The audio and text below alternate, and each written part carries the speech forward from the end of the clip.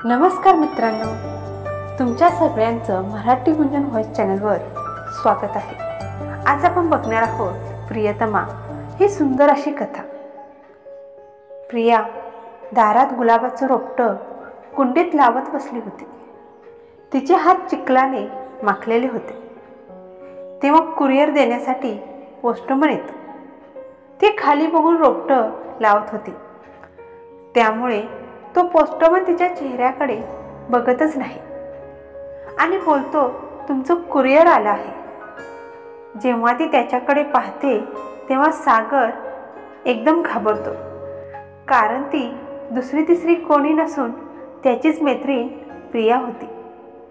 सागरने आत्तापर्यंत प्रियापासून लपवून ठेवलं होतं की तो पोस्टमनची नोकरी करतो आहे। प्रिया त्याला बघते आणि बोलते की तू इथे कसा आणि पोस्टमनची नोकरी केव्हापासून करतोस?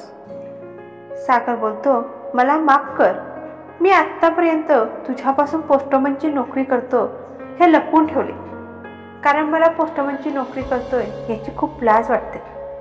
मला शिकून दुसरं काहीतरी करायचं आहे, स्वतःच्या पायावर उभं राहायचं आहे, पण आता माझा नाईलाज आहे। शिक्षण पूर्ण करण्यासाठी तेवढे आता माझ्याकडे पैसे नाहीत, म्हणून मी पोस्टमनची नोकरी करत शिक्षण पूर्ण करत आहे। प्रिया त्याला बोलते, अरे यात लाज वाटण्यासारखं काय आहे? पोस्टमनची नोकरी करतोय म्हणून यात लाज कसली?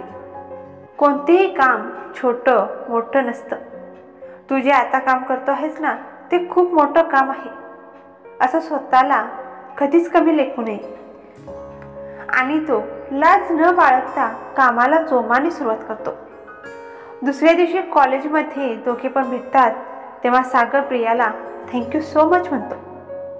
तुझ्यामुळे मला माझ्या कामाची किंमत कळाली। त्यानंतर दोघे पण नेहमी भेटू लागले होते। तो दररोज कोणता ना कोणतं कारण काढून तिला भेटू लागला होता। प्रियामुळे त्याच्या आयुष्याला एक वेगळीच दिशा मिळालेली होती। सागर नेहमीच प्रियाचा रिस्पेक्ट करायचा। हळूहळू दोघांच्या भेटीगाठी वाढतच गेल्या। एक दिवस कॉलेजमध्ये ट्रेडिशनल डे असतो, तेव्हा सगळेजण वेगवेगळी वेशभूषा करून येतात। प्रिया आणि सागर दोघे पण अशी वेशभूषा करून येतात की त्या दोघांची जोडी संपूर्ण कॉलेजमध्ये चर्चेत होती। सगळेजण त्यांना रिअल कपल असल्यासारखे बघत होते। दोघे पण एकमेकांवर खूप जीवापाड प्रेम करत होते, पण कोणाचीच हिंमत नव्हती की एकमेकांचे प्रेम व्यक्त करण्याची। सागरला असे नेहमी वाटायचे की मी जर प्रियाला माझं तुझ्यावर प्रेम आहे सांगितलं तर तिला काय वाटेल, आणि प्रियाला वाटायचं की मी जर सांगितलं की माझं तुझ्यावर प्रेम आहे तर सागरला काय वाटेल। दोघे पण ठरवतात की काही झालं तरी आता प्रेम व्यक्त करायचं। तो कॉलेजचा शेवटचा दिवस असतो। संपूर्ण दिवसभर धमाल मज्जा मस्ती करतात।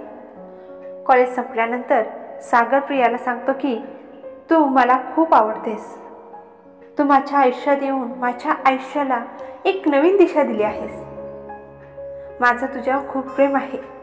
प्रियाला त्याचं हे बोलणं ऐकून खूप आनंद होतो आणि ती बोलते, माझं सुद्धा तुझ्यावर प्रेम आहे।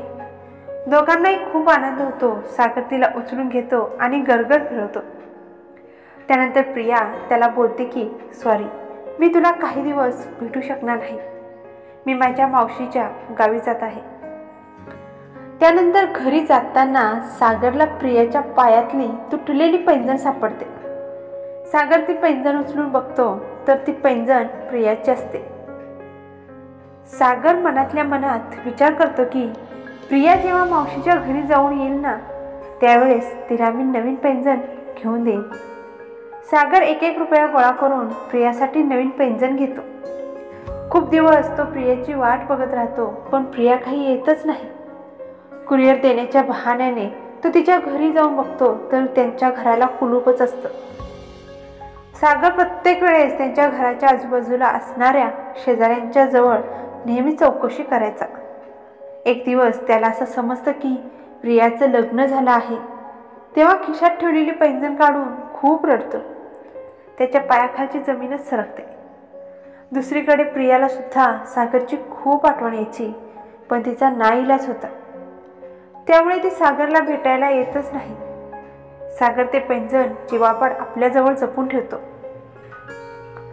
एक दिवस प्रिया भेटेल आणि मी तिला पैंजण देईन या विचाराने तो पैंजण आयुष्यभर आपल्याजवळ जपून ठेवतो. सागरला नेहमी वाटायचं की प्रिया एक ना एक दिवस नक्की येईल, त्यामुळे तो लग्न सुद्धा करत नाही. अशीच कितीतरी वर्ष निघून जातात. सरते शेवटी प्रिया काही सागरला भेटायला येत नाही. पण सागर प्रियाच्या आठवणींमध्ये एवढा झुरतो की तापाने फणफणत असतो. सतत प्रियाच्या नावाने जप करत असतो. सागरची ही झालेली अवस्था त्याच्या मित्राला बघवत नाही आणि तो प्रियाचा पत्ता शोधून काढतो. सागरचा मित्र प्रियाजवळ जातो आणि तिला सांगतो, तू का सोडून गेली सागरला? त्याची अवस्था बघ काय झाली आहे. सागरच्या मित्राचं बोलणं ऐकून तिला खूप वाईट वाटतं आणि ती त्याच्यासोबत सागरला भेटायला जाते. सागरची ती अवस्था बघून तिला अश्रू अनावर होतात. ती सागरजवळ जाते आणि सागरचं डोकं आपल्या मांडीवर घेते. तिला काय बोलावे हे सुचतच नाही. सागर आपल्या खिशात हृदयाजवळ जपून ठेवलेले पैंजण काढतो आणि तिला देतो आणि म्हणतो, ही तुझी पैंजण कॉलेजच्या शेवटच्या दिवशी मला सापडली होती. ती देऊन मी तुझ्यासाठी नवीन घेतली होती. तीच तुला द्यायची होती. तुझ्यासोबत आयुष्यभर राहण्याची मी खूप स्वप्न पाहिली होती, पण ती पूर्ण होऊ नाही शकली. पण जाऊ दे, शेवटच्या क्षणी मी तुझ्यासोबत आहे यातच मला खूप आनंद आहे. एवढेच बोलतो आणि त्याचा मृत्यू होतो. वाट पहावी जन्मा इतकी मरणा इतकी भेट हवी. वाट पहावी जन्मा इतकी मरणा इतकी भेट हवी. जन्मोजन्मी तळ हातावर एक तुझी ही रेग हवी. एक तुझी ही रेग हवी.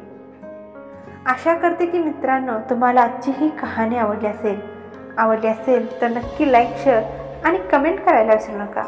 चॅनलवर जर नवीन असाल तर सबस्क्राईबसुद्धा करा आणि भेटूया पुढच्या कहाणीमध्ये. तोपर्यंत धन्यवाद.